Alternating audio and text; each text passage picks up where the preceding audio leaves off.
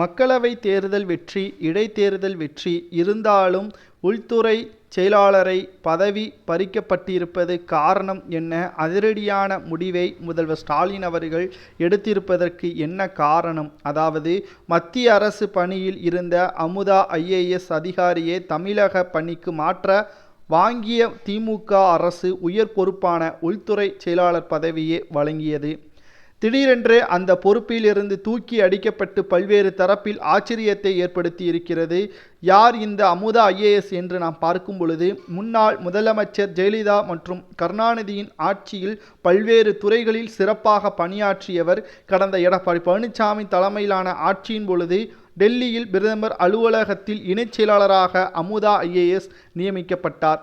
சில ஆண்டுகள் அங்கே பதவி வகித்து வந்த நிலையில் தமிழகத்தில் திமுக ஆட்சிக்கு வந்த பிறகு அமுதாவை மீண்டும் தமிழக பணிக்கு கொண்டு வர முயற்சி செய்து திமுக அரசு களத்தில் இறங்கியது.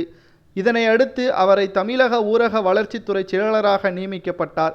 அடுத்தடுத்ததாக தமிழக சட்ட ஒழுங்கை காப்பாற்றும் முக்கிய துறையாக உள்துறை செயலாளர் அமுதாவை முதலமைச்சர் ஸ்டாலின் அவர்கள் நியமித்திருந்தார்.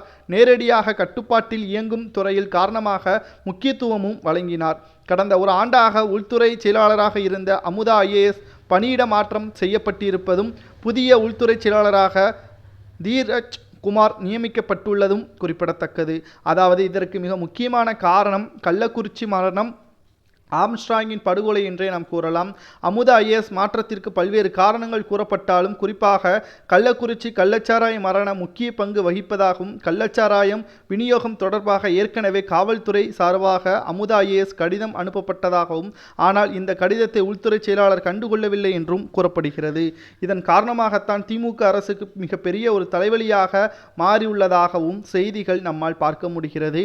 இந்த நிலையில்தான் சென்னையில் பகுஜன் சமாஜ் கட்சியின் மாநில தலைவர் ஆம்ஸ்ட்ராங்கின் படுகொலை செய்யப்பட்டார். இதனால் அதிருப்தியடைந்த முதல்வர் ஸ்டாலின் அவர்கள் சென்னை கமிஷனர் உள்ளிட்ட முக்கிய IPS அதிகாரிகளை மாற்றம் செய்தார். இதனை அடுத்துதான் தற்பொழுது உள்துறை செயலாளர் அமுதாவையும் மாற்றம் செய்யப்பட்டிருப்பது மிகப்பெரிய ஒரு அதிர்ச்சியை ஏற்படுத்தி இருக்கிறது.